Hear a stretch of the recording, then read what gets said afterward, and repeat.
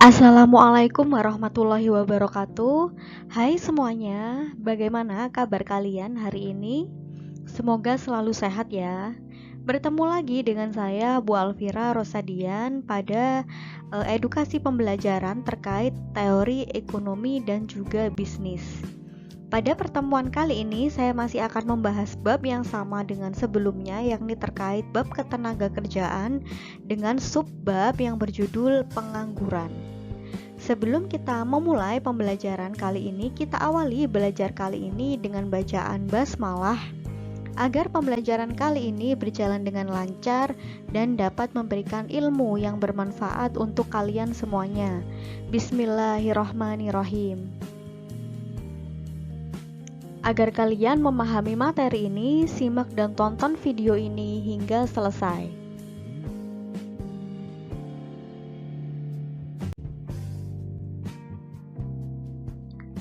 Salah satu masalah yang sering dihadapi oleh suatu negara yaitu adalah masalah pengangguran. Nah, mengapa pengangguran ini menjadi suatu masalah bagi suatu negara?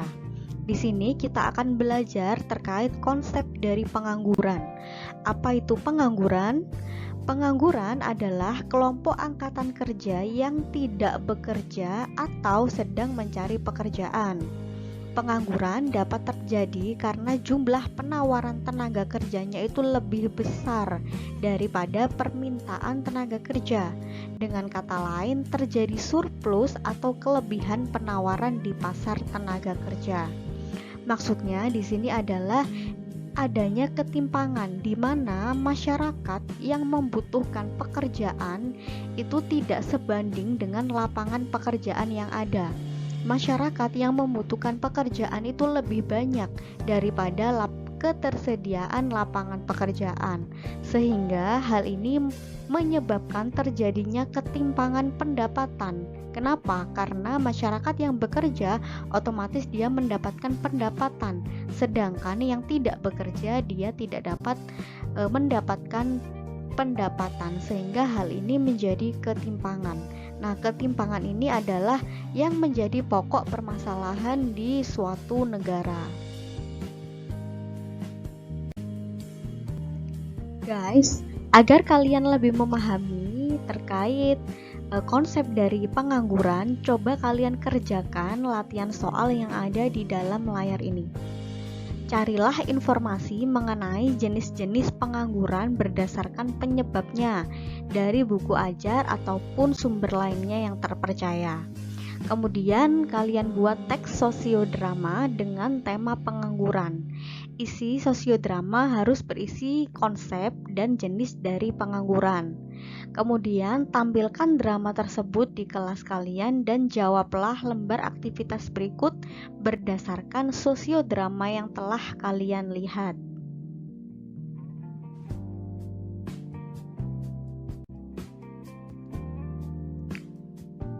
Selanjutnya kita akan belajar terkait jenis-jenis dari pengangguran. Jenis-jenis dari pengangguran ini terbagi menjadi beberapa kriteria. Yang pertama, berdasarkan lamanya waktu bekerja. Berdasarkan lamanya waktu bekerja itu terbagi menjadi beberapa. Yang pertama yaitu pengangguran terbuka. Yang mana pengangguran terbuka ini adalah angkatan kerja yang sama sekali tidak mempunyai pekerjaan. Misalkan saja mahasiswa yang baru lulus dan belum bekerja. Menurut BPS, pengangguran terbuka ini terdiri atas kelompok orang yang pertama tidak memiliki pekerjaan dan dia sedang mencari pekerjaan. Kemudian tidak memiliki pekerjaan dan sedang mempersiapkan usaha. Jadi dia tidak mempunyai pekerjaan, tapi dia ada planning untuk mempersiapkan usaha. Kemudian tidak memiliki pekerjaan dan tidak mencari pekerjaan karena merasa tidak mungkin memperoleh pekerjaan. Jadi ini sifat pesimis ya.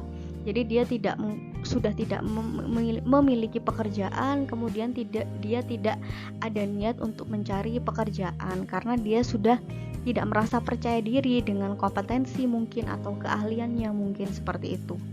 Kemudian yang poin D yaitu sudah memiliki pekerjaan tetapi dia belum memulai untuk bekerja. Ini kriteria dari pengangguran terbuka.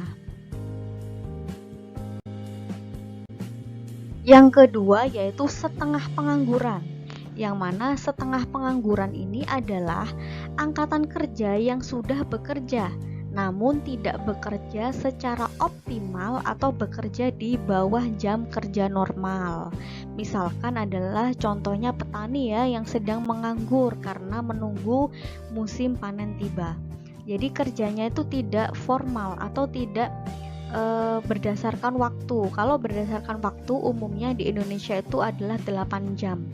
Tapi di pengangguran, setengah pengangguran ini itu tidak mempunyai waktu yang optimal. Jadi jam kerjanya itu di bawah jam standar kerja. Contohnya petani, kemudian bisa nelayan. Jika nelayan itu musimnya angin, itu tidak bisa untuk berlayar ya, mencari ikan, misalkan contohnya seperti itu.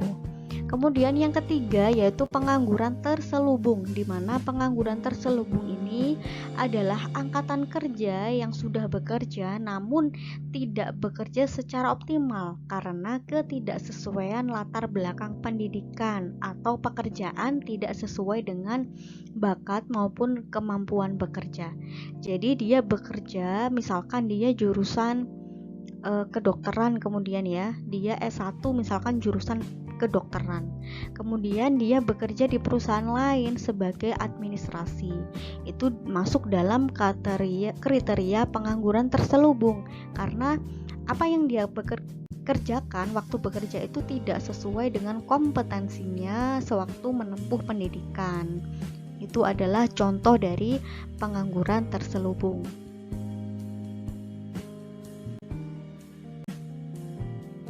Kemudian sekarang kita akan belajar kriteria pengangguran berdasarkan sebabnya.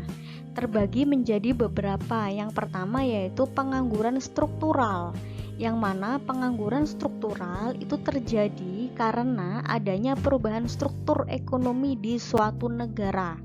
Contoh, perubahan dari negara yang berstruktur agraris menjadi negara industri. Nah, pengangguran ini disebabkan karena keahlian yang dimiliki oleh tenaga kerja itu tidak sesuai dengan pekerjaan yang dibutuhkan saat ini. Ini karena perubahan zaman, perubahan teknologi misalkan. Kemudian yang kedua yaitu pengangguran friksional, yaitu angkatan kerja yang tidak bekerja karena mengharapkan pekerjaan yang lebih baik dari sebelumnya. Pengangguran friksional bersifat sementara karena pada dasarnya pengangguran ini bukan disebabkan oleh ketidakmampuan memperoleh pekerjaan, melainkan karena adanya keinginan untuk mendapatkan pekerjaan dan juga gaji yang lebih. Jadi pengangguran friksional ini dia tidak bekerja karena mengharapkan pekerjaan yang lebih baik. Dia berharap dia bisa bekerja, namun dia berharap mendapatkan pekerjaan yang lebih baik dari pekerjaannya sebelumnya dan gaji yang lebih baik dari gaji waktu dia bekerja di perusahaan sebelumnya. Yang ketiga yaitu pengangguran siklis. Pengangguran siklis ini terjadi karena adanya penurunan kegiatan ekonomi ketika permintaan barang maupun jasa dalam perekonomian itu menurun. Hal ini akan memaksa perusahaan untuk memberhentikan pekerja dan dalam upaya untuk memotong biaya perusahaan. Perusahaan menghasilkan pendapatan dari penjualan barang maupun jasa, dan ketika permintaan barang dan jasa itu menurun drastis, maka bisnis akan mengalami penurunan profitabilitas atau laba ya.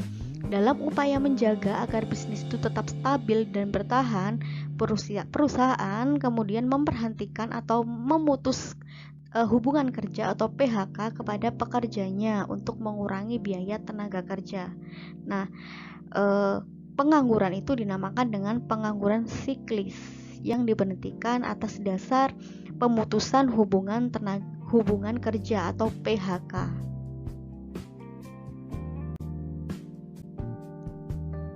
Nah, bagaimana? Apakah kalian sudah memahami materi terkait subbab pengangguran ini? Jika kalian sudah memahami, untuk memperdalam ilmu kalian, coba kerjakan latihan soal yang ada di dalam layar ini. Coba kalian baca situasi-situasi yang disajikan dan identifikasi jenis pengangguran berdasarkan situasi tersebut. Di sini di dalam tabel itu sudah ada ya situasi-situasi terkait jenis dari pengangguran. Di sini kalian coba baca dan tentukan apakah dia masuk pengangguran struktural, pengangguran siklis atau friksional.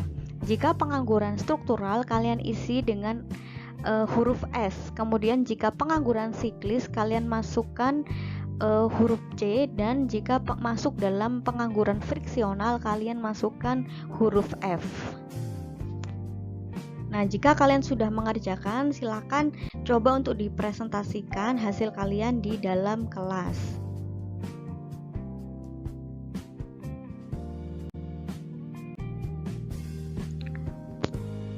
Selanjutnya kita akan belajar bagaimana sih cara atau upaya mengatasi pengangguran. Yang pertama yaitu dengan cara meningkatkan investasi. Kenapa meningkatkan investasi ini bisa mengatasi pengangguran? Karena jika investasi meningkat, maka perusahaan-perusahaan itu akan berpeluang mendirikan usaha-usaha baru. Dengan begitu, penyerapan tenaga kerja dapat dilakukan oleh perusahaan. Karena perusahaan mendirikan usaha-usaha baru, maka mereka akan membutuhkan tenaga kerja. Nah, ini berpeluang untuk mengatasi adanya pengangguran. Kemudian yang kedua adalah dengan melakukan pelatihan kerja. Pengangguran dapat timbul karena angkatan kerja tidak memiliki keterampilan yang dibutuhkan. Oleh karena itu, untuk mengatasinya perlu diberikan pelatihan-pelatihan yang dibutuhkan masyarakat, sehingga mereka memiliki keahlian atau kualifikasi yang diperlukan di perusahaan. Misalkan contoh, seorang ibu yang tidak punya kompetensi apa-apa, kemudian dia mencoba untuk mengikuti pelatihan kerja dengan pelatihan kerja menjahit ya. Nah, dari pelatihan itu, dari keterampilan pelatihan itu, si ibu sudah bisa mengimplementasikan, sehingga dari hasil ilmu yang dia dapat dari pelatihan kerja itu dapat menjadi modal dia untuk mendirikan usaha jahit, contohnya seperti itu. Kemudian yang ketiga yaitu program kerjasama luar negeri. Pemanfaatan kerjasama dengan negara lain ini dapat dilakukan sebagai usaha penyerapan tenaga kerja di Indonesia. Kerjasama ini dapat dilakukan oleh pihak swasta maupun pemerintah. Dengan kerjasama tersebut, kesempatan kerja masyarakat itu semakin terbuka dan permintaan kerja yang tidak seimbang di dalam negeri itu dapat teratasi, yaitu dengan cara melakukan program kerjasama dengan luar negeri atau MOU dengan luar negeri. Yang keempat yaitu dengan cara menggalakkan usaha UMKM atau usaha mikro, kecil hingga menengah. Meningkatkan kesadaran masyarakat untuk menggiatkan UMKM adalah salah satu upaya mengatasi pengangguran. Di sini masyarakat dibina dan diberikan bantuan modal untuk membuka lapangan kerjanya sendiri, sehingga masyarakat tidak hanya berusaha mencari pekerjaan bagi dirinya sendiri, tapi juga dapat membuka lapangan kerja baru yang dapat membantu mengurangi angka pengangguran dan meningkatkan kegiatan ekonomi. Jadi manfaatnya ganda ya, dimana dengan menggalakkan usaha UMKM ini seseorang itu dapat membuka usaha. Dengan membuka usaha dia mempunyai pekerjaan. Kemudian dia juga bisa membuka lapangan pekerjaan untuk orang lain untuk membantu usaha UMKM-nya. Contohnya seperti itu. Jadi dia mendapatkan pekerjaan, dia juga bisa menyediakan lapangan pekerjaan untuk orang lain dengan cara menggalakkan usaha UMKM ini. Nah, terkait teori upaya dalam mengatasi pengangguran, coba kerjakan latihan soal yang ada di dalam layar ini. Coba kalian baca secara cermat kasus terkait pengangguran yang ada di dalam layar ini. Kemudian kalian sajikan pendapat kalian terkait kasus setiap kasus yang ada dalam tabel ini ya. Misalkan kasus 1, kemudian kalian jelaskan pendapat kalian bagaimana upaya mengatasi kasus tersebut.